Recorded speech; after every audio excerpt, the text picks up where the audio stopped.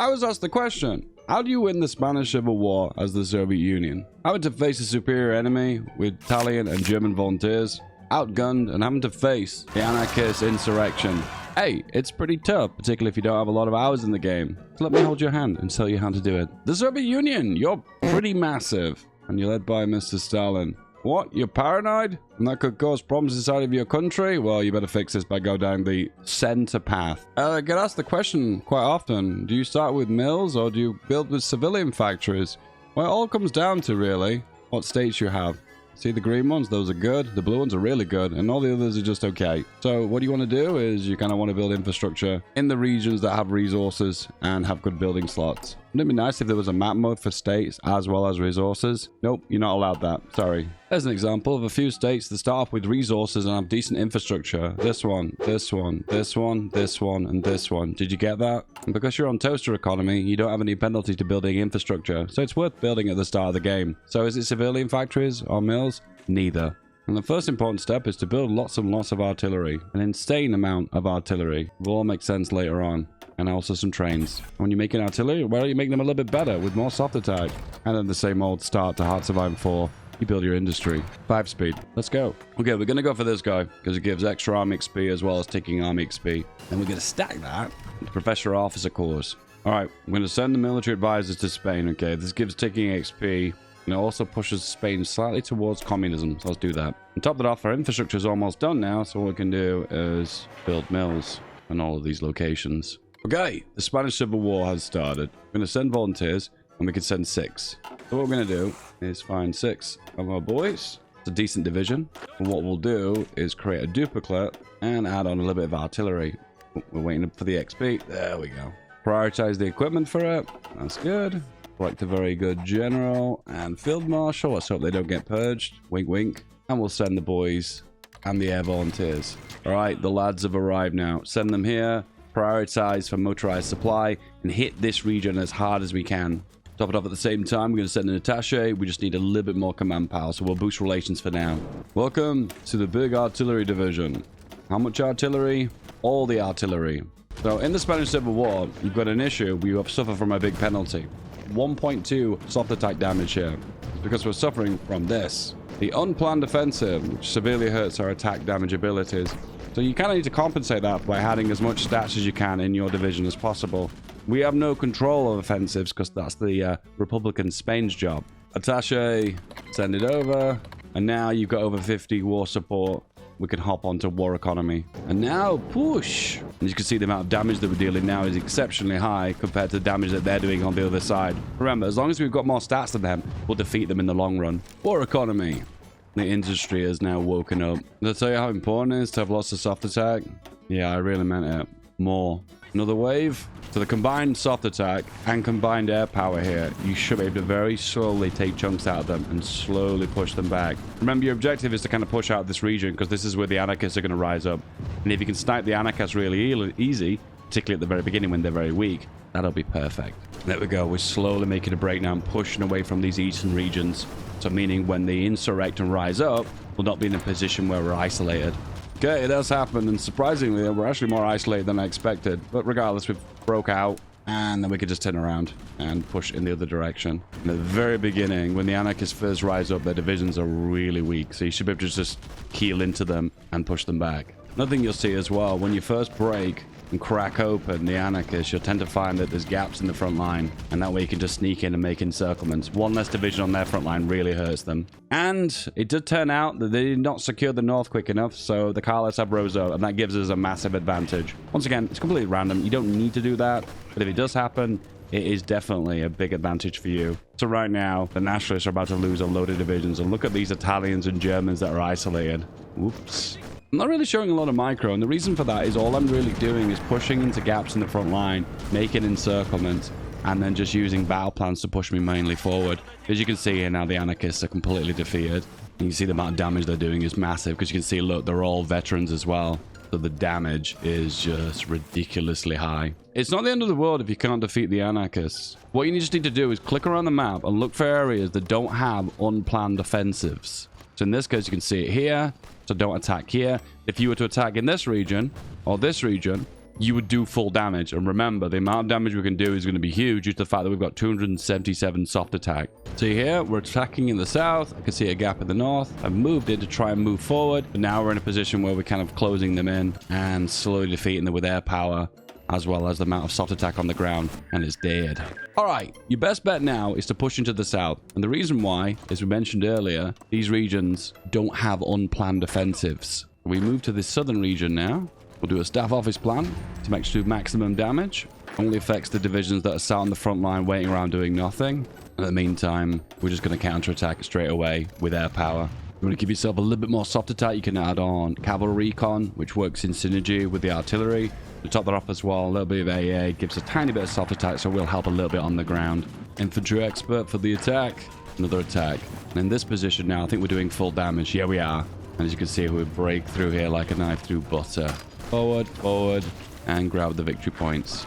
So, macroing. Is this something we're going to do now? Yeah, sure. So we're going to click here, click here, click here. We're holding shift and then right-clicking and going into these said regions. What I'm trying to do is encircle these Portuguese and Italian troops. I'll bring more troops in, holding shift as I move forward to make gaps in the front line. As you can see, they're attacking and trying to pincer us as we're trying to push forward. That's easy. So all we do is attack him from multiple angles, and then we'll do additional damage. Then we'll just open up the front even further.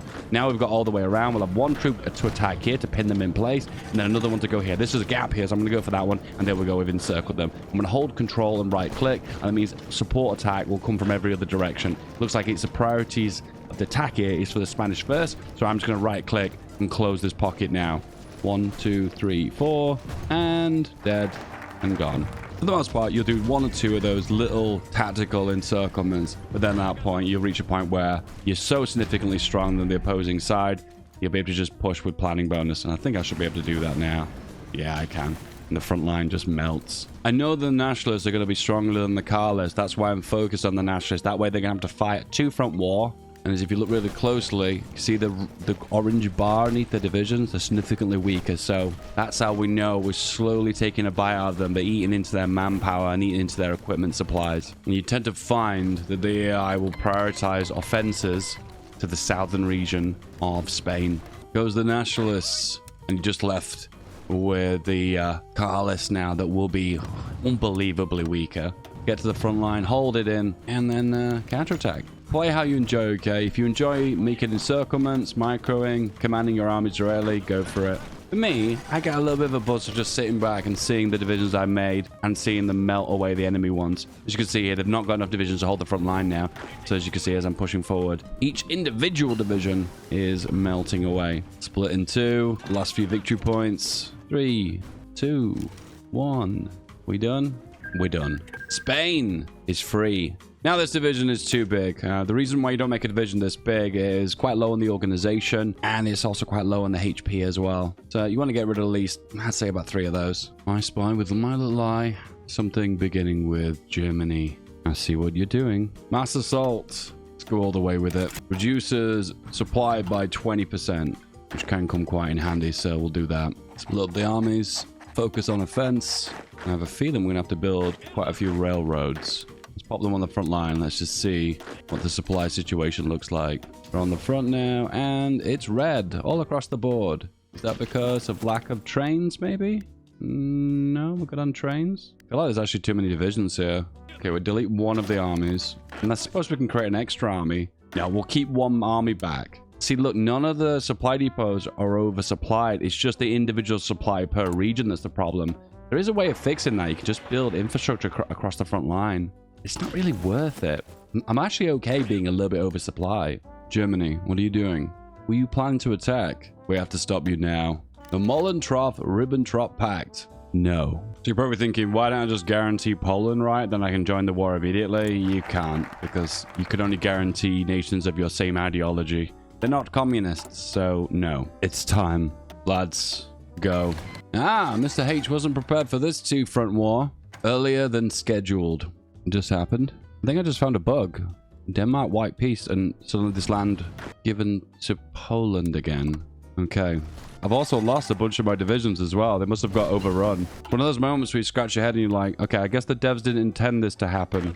We can't make any more gains here. However, On the Western Front, neither is Germany. Stalemate. And here we are, the Great War of Attrition. Mr. H never expected a two-front war, and now he has it. He can push on neither front. Actually, speaking of neither front, there seems to be a front happening here. Whoa, never mind Italy. What do we have here? The Peen pushing into Germany. Core territory occupied by the French. Humiliating. Lend-Lease guns to France. You can have my old pea shooters. Might as well have like a bunch of other guns as well, right? Yeah, sure. Doctrines completed it. Army size now is 1.3 million. France not broken. Italy has a chunk taken out of it. Struggling to break Greece. Africa secured. Japan struggling against China. This is the final test for the Axis. Can they break Yugoslavia? The French are applying pressure to the west. Italy is crippled. Should I apply a little bit of pressure from my side? Yeah, why not? Let's go. Oh, all green. That's one thing in Hoi that you don't really see, which happened quite often in World War II. Offensives had to be planned in advance. Supplies had to be rerouted. In Hoi, you kind of just attack in every single direction, and it just doesn't really kind of matter. Planning needs a buff. Does it need a buff? I don't know. Let me know in the comments, guys. Romania down. Hungary down. I don't think they're ever going to take Yugoslavia now. Italy declaring war on Italy. Belgium almost fully liberated. Bulgaria down. Just Germany left. So lonely. I get to declare war on Denmark, so I'm going to take advantage of that moment. I still can't quite figure out why I'm liberating Poland. I'm not even on the same faction as them. When you don't do Molotov and everything breaks. Yalta. And the end. 1.53 million. Germany's losses 5.33.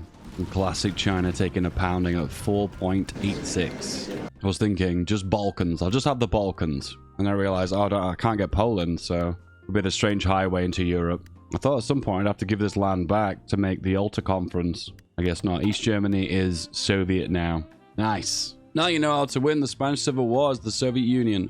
And also create a two-front war for World War II, defeating the Germans very quickly. And 3, you also get to create a mess in Asia. If this video gets 100 million likes, I will continue this and defeat Japan. It ain't happening. Nope. As always, thank you for the Patreons that support and help this channel. Have a good day.